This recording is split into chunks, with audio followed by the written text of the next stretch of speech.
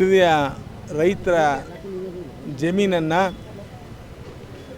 ಕಬಳಿಸೋದಕ್ಕೆ ಕಾಂಗ್ರೆಸ್ ಸರ್ಕಾರ ಪ್ರಯತ್ನ ಮಾಡ್ತಾ ಇದೆ. ಆ ಪ್ರಯತ್ನದ ವಿರುದ್ಧ ಬಿಡದಿಯಲ್ಲಿ ರೈತರು, ರೈತ ಮಹಿಳೆಯರು 515 ದಿನದಿಂದನೂ ಹೋರಾಟವನ್ನು ಮಾಡ್ತಾ ಇದ್ದಾರೆ. ಬಂದಂಥ ಅಧಿಕಾರಿಗಳಿಗೆ ಪೊರಕೆ ಸೇವೆಯನ್ನು ಮಾಡಿದ್ದಾರೆ. ಜೊತೆಗೆ ರೈತರು ಮೊಕದ್ದಮೆಯನ್ನು ದಾಖಲಿಸ್ಕೊಂಡಿದ್ದಾರೆ. ಸರ್ಕಾರದ ವಿರುದ್ಧ ಹೋರಾಟವನ್ನು ನಿರಂತರವಾಗಿ ಮಾಡ್ಕೊಂಬರ್ತಾ ಇರ್ತಕ್ಕಂಥ ಈ ಸಂದರ್ಭದಲ್ಲಿ ಸರ್ಕಾರ ಮೊಂಡುತನಕ್ಕೆ ಬಿದ್ದು ಈ ರೈತರ ಜಮೀನನ್ನು ಕಬಳಿಸಲಿಕ್ಕೆ ಏನು ಪ್ರಯತ್ನ ಮಾಡ್ತಾ ಇದೆ, ಆ ಪ್ರಯತ್ನದ ವಿರುದ್ಧ ಬಿಡದಿಯ ಎಲ್ಲ ರೈತರು, ರೈತ ಮಹಿಳೆಯರು ಹೋರಾಟ ಮಾಡ್ತಾ ಇರ್ತಕ್ಕಂಥ ಈ ಸಂದರ್ಭದಲ್ಲಿ ಈ ಒಂದು ನೇತೃತ್ವವನ್ನು ಎಚ್ ಡಿ ದೇವೇಗೌಡರು, ಎಚ್ ಡಿ ಕುಮಾರಸ್ವಾಮಿಯವರು, ನಿಖಿಲ್ ಕುಮಾರಸ್ವಾಮಿಯವರು ಮತ್ತು ನಮ್ಮ ಮೈತ್ರಿ ಸರ್ಕಾರದ ಪಕ್ಷದ ವಿರೋಧ ಪಕ್ಷದ ನಾಯಕರಾದಂಥ ಅಶೋಕ್ರವರ ಮುಖಂಡತ್ವದಲ್ಲಿ ಈ ಒಂದು ಕಾರ್ಯಕ್ರಮವನ್ನು ವಿರೋಧ ಮಾಡ್ತಾಯಿದ್ದೀವಿ. ನಾವು ಪ್ರಿಯಾಪಟ್ಟಣ ಕ್ಷೇತ್ರದಿಂದ ರೈತರು, ರೈತರ ಮಹಿಳೆಯರು ಮತ್ತು ನಮ್ಮ ಪಕ್ಷದ ಎಲ್ಲ ಹಿರಿಯ ಮುಖಂಡರುಗಳು ರೈತರ ಪ್ರತಿಭಟನೆಗೆ, ಈ ಪಾದಯಾತ್ರೆಗೆ ಸಂಪೂರ್ಣ ಬೆಂಬಲವನ್ನು ಕೊಡಬೇಕು ಅಂತಕ್ಕಂಥ ನಿರ್ಧಾರದಿಂದ ಪ್ರಿಯಾಪಟ್ಟಣದಿಂದ ಸಾವಿರಾರು ಜನ ಕಾರ್ಯಕರ್ತರು, ಮಹಿಳೆಯರು ಎಲ್ಲರೂ ಬಂದಿದ್ದೀವಿ. ಸರ್ಕಾರ ಇವತ್ತು 100ಕ್ಕೆ 80 ಭಾಗ ಗ್ರಾಮಾಂತರ ಪ್ರದೇಶದಲ್ಲಿ ವಾಸ ಇರ್ತಕ್ಕಂಥ ರೈತ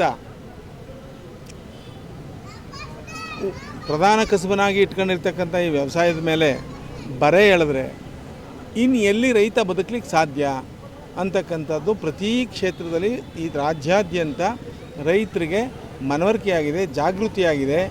ಇದರ ವಿರುದ್ಧ ಇವತ್ತು ಬಿಡದಿ ಟೌನ್ಶಿಪ್ನ ಬದಲಾವಣೆ ಮಾಡಲಿಕ್ಕೋ ಶಿಫ್ಟ್ ಮಾಡಲಿಕ್ಕೋ ಸರ್ಕಾರ ಈ ಕೆಟ್ಟ ತೀರ್ಮಾನ ತಗೊಂಡ್ರೆ ಇದೇ ದಂಧೆಯ ಮುಖಾಂತರ ಹಣ ಸಂಪಾದನೆ ಮಾಡಲಿಕ್ಕೋಸ್ಕರನೇ ಈ ಕಾಂಗ್ರೆಸ್ ಪಕ್ಷದ ಸರ್ಕಾರ ರಾಜ್ಯಾದ್ಯಂತ ಕಣ್ಣಿಗೆ ಬೇಕಾಗಿರ್ತಕ್ಕಂಥ ಭೂಮಿಗಳನ್ನು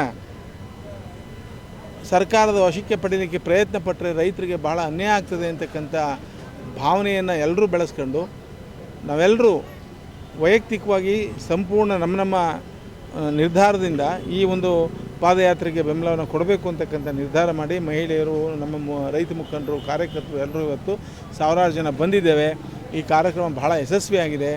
ಅದರಲ್ಲೂ ಕುಮಾರಣ್ಣವರ ನಾಯಕತ್ವದಲ್ಲಿ, ನಿಖಿಲ್ ಕುಮಾರಸ್ವಾಮಿಯವರ ನಾಯಕತ್ವದ ಪಾದಯಾತ್ರೆ ಭಾಳ ಯಶಸ್ವಿ ಆಗ್ತದೆ. ನಾಳೆ ದೇವೇಗೌಡರು ಸಹ ಈ ಒಂದು ಕಾರ್ಯಕ್ರಮಕ್ಕೆ ಧುಮುಕ್ತಾರೆ. ಈ ಒಂದು ರೈತ ವಿರೋಧಿ ಚಳವಳಿ ಸರ್ಕಾರವನ್ನು ಸಂಪೂರ್ಣವಾಗಿ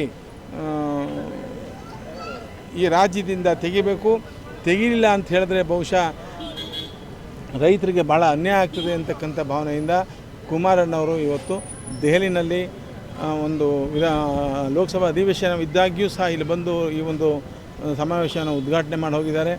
ಈ ಉದ್ಘಾಟನೆ ಆಗಿರ್ತಕ್ಕಂಥ ಈ ಸಭೆ, ಈ ಪಾದಯಾತ್ರೆ ಬಹಳ ಯಶಸ್ವಿಯಾಗಿ ಮುಂದುವರಿಯುತ್ತೆ. ಜೊತೆಗೆ ನಾವು ಹಿಂದೆ ಮಾಡಿದಂಥ ಪಾದಯಾತ್ರೆಯಲ್ಲಿ ರೈತರು ಇಷ್ಟೊಂದು ಜಾಗೃತಿ ಆಗಿರಲಿಲ್ಲ.